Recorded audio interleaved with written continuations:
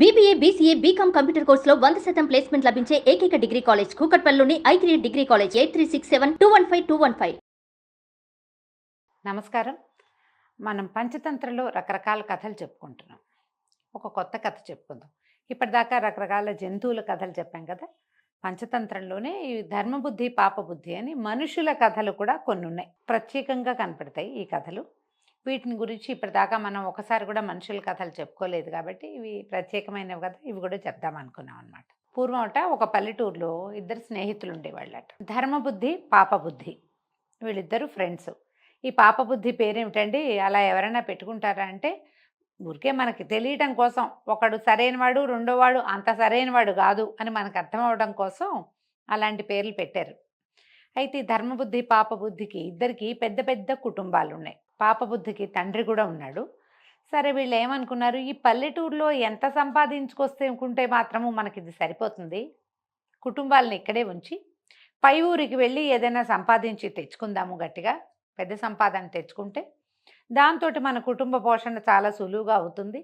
ఈ ఊళ్ళో ఉన్న పొలమో పుట్రో ఏదో కాస్త ఇల్లు వాకిలి ఉన్నాయి, అంత మటుకు ఈ ఉన్న ఆడవాళ్ళు పిల్లలు పెద్దవాళ్ళు వీటిని కాపలా కాసుకుంటారని ఈ సమర్థులైన మగవాళ్ళు ఇద్దరు కూడా వేరే ఊరికి వెళ్ళి అక్కడ ఏదో చిన్న వ్యాపారము పని చేసుకోవటానికి దిగారు.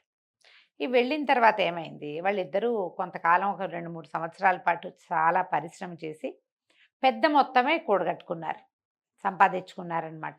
సరే, ఏమనుకున్నారు, ఇంత సంపాదించాం, మన కుటుంబంతో లేని సౌఖ్యం ఏమిటి ఈ కొత్త ఊళ్ళోనూ పై ఊళ్ళలో, ఇంటికి వెళ్ళిపోదామని భావించారు.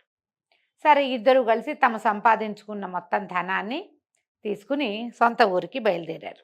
ఊరికి దగ్గరలోకి వస్తూ ఉండగా ఈ పాపబుద్ధి అన్నాడు, ఓ స్నేహితుడా, డబ్బు కనపడితే ఖర్చు అయిపోతుంది, మన ఇంటి దగ్గరే ఉంటే దొంగలకు కూడా దొరకచ్చు, ఇది ఓ పని చేద్దాము, ఈ డబ్బుని ఈ ఊరు మొదట్లో ఎక్కడైనా పాతిపెట్టి దాచిపెట్టుకుందాం, మనకు అవసరమైనప్పుడు ఇద్దరం కలిసి వచ్చి తీసుకుందాం, లేకపోతే ఇంటి దగ్గర కంటే ఇక్కడ సేఫ్గా ఉంటుంది డబ్బని పదే పదే అన్నాడు. అనేసరికి ధర్మబుద్ధి కూడా ఒప్పుకున్నాడు. అలాగేలే, ఇంటికి ఇంత డబ్బు పట్టుకెళ్ళామంటే మన వాళ్ళు అల్లాలు బెల్లాలు చేసేస్తారు, డబ్బు ఖర్చు అయిపోతుంది, మనకి అంత ఒళ్ళు తెలీదు చూడు, అలాగూ అవుతుంది, దొంగతనాలని ఇతరత్ర స్నేహితులు వాళ్ళు వీళ్ళు ఇంత డబ్బు సంపాదించారు మాకు అప్పు ఇవ్వండి అని అదని అంటారు, దాని బదులు మనం దాచిపెట్టడమే కరెక్ట్ అని ఒక జాగ్రత్తగా ఓ చోట గుర్తుపెట్టుకుని అక్కడ తవ్వి ఏం చేశారు, డబ్బుని అందులో పాతి పెట్టారు. అక్కడ ఒక పెద్ద జమ్మి చెట్టు ఉంది, ఆ జమ్మి చెట్టు మొదట్లోనే డబ్బుని పాతిపెట్టారు. పాతిపెట్టి ఇద్దరూ ఇంటికి వచ్చేసారు. ఏదో కొంత తెచ్చుకున్నారు చేతితోటి. కొన్ని రోజులు కాలక్షేపం అయింది. అయ్యాక ఒక పూట పాపబుద్ధి చెప్పాడు వాళ్ళ నాన్నతోటి, నాన్న మేమిద్దరం చాలా సంపాదించుకొచ్చాం, మరి నువ్వు గనక నాకు సహాయం చేస్తే ఈ డబ్బు మనదే అయిపోతుంది, ఇలాంటి మాటలు చెప్పాడు. తండ్రి అలాగేనైనా అంతకంటేనా అన్నాడు.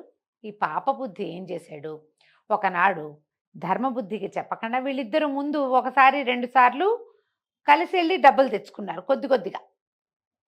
ఈసారి ఏం చేశాడంటే పాపబుద్ధి ఇతనికి ధర్మబుద్ధికి చెప్పకుండా ఒక్కడే వెళ్ళి మొత్తం ఆ గుంటలో ఉన్న డబ్బంతా తెచ్చేసి గుంట పూడ్చి చేసి వచ్చేసాడు.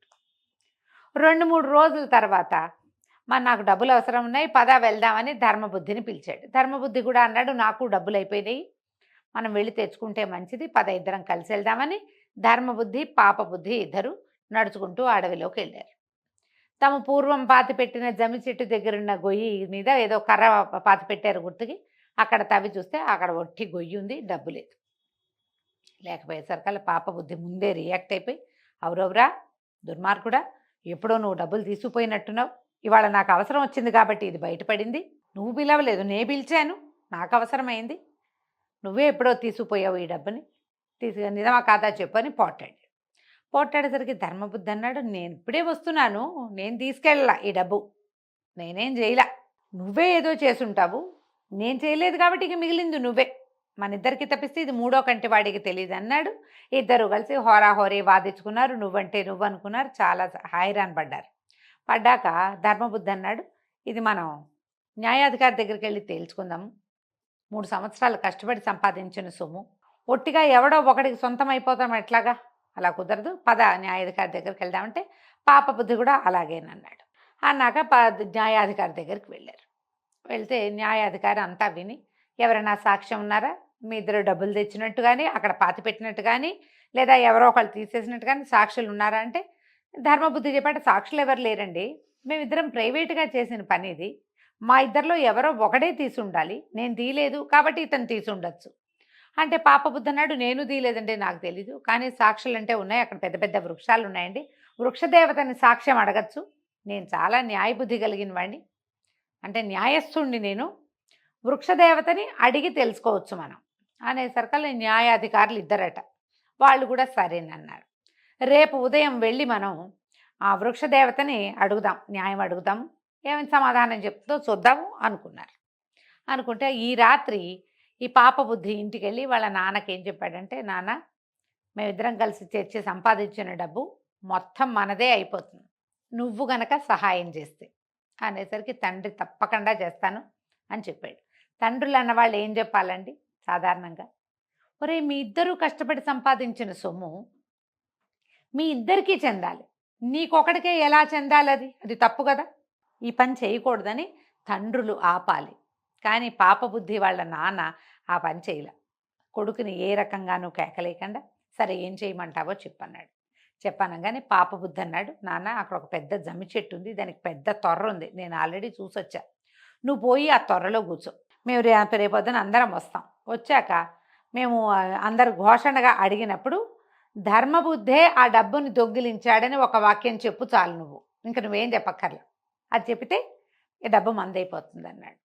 సరేనని చీకటి మాటున ఈ పాపబుద్ధి వాళ్ళ నాన్న వెళ్ళి ఆ జమ్మి చెట్టు తొర్రలో జొరబడి లోపలగా కూర్చున్నాడు. తొర్రలు చీకటిగా ఉంటాయి, లోపల వెలుగు ఉండదు కదా, బయట నుంచి చూస్తే అందులో ఏముందో కనపడదు మనకి, చేయి పెట్టి తడిమి అలా చేస్తేనే కనిపిస్తాయి, పక్షులు మాత్రం చూడగలుగుతాయి, మనం అంత బాగా చూడలేము, ఆ చెట్టు పెద్దది, తర్వాత తొర్ర ఇంకా లోతుగా ఉంది.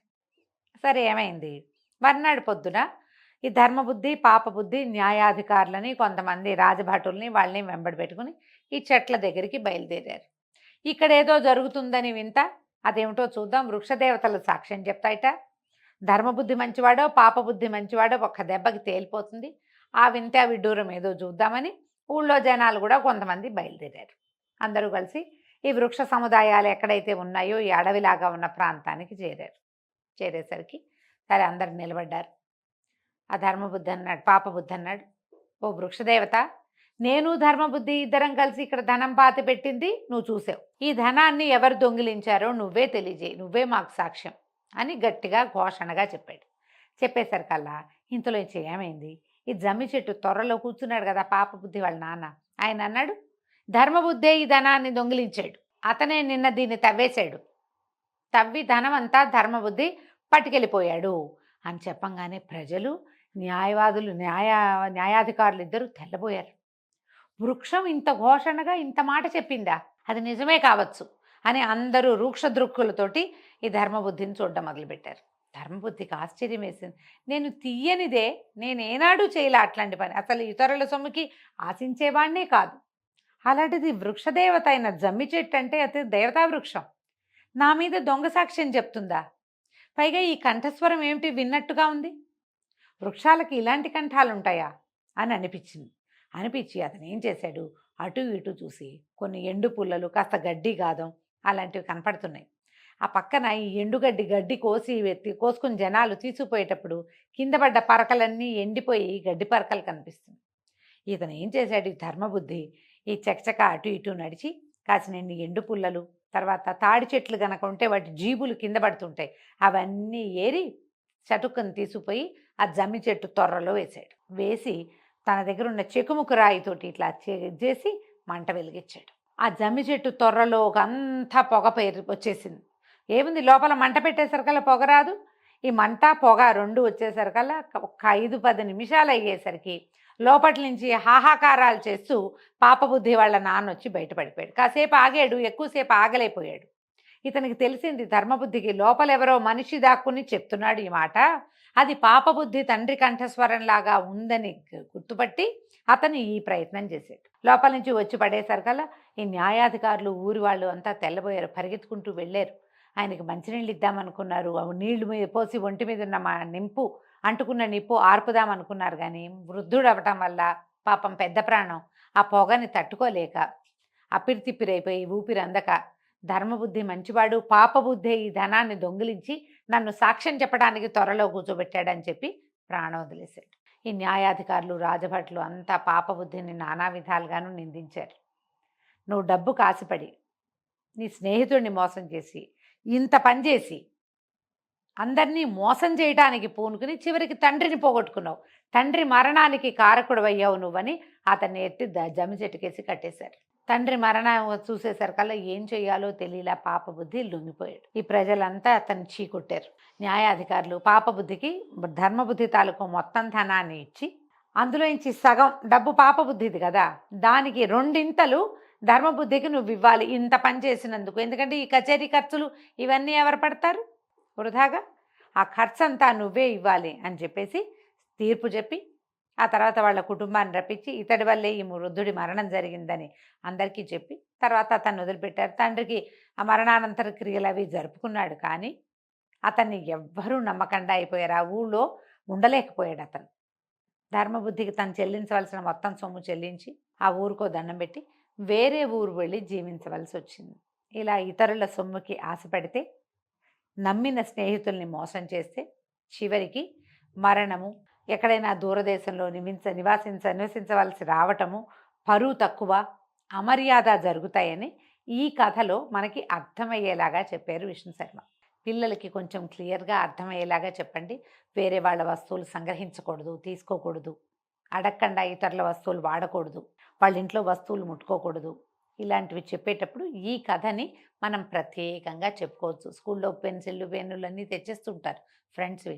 ఏదైనా నచ్చితే ఉంచేసుకుంటారు ఇవ్వకుండా. అలాంటప్పుడు ఇది తప్పని చెప్పడానికి ఈ కథని చెప్పచ్చు. కథ కంచికి మనం ఇంటికి.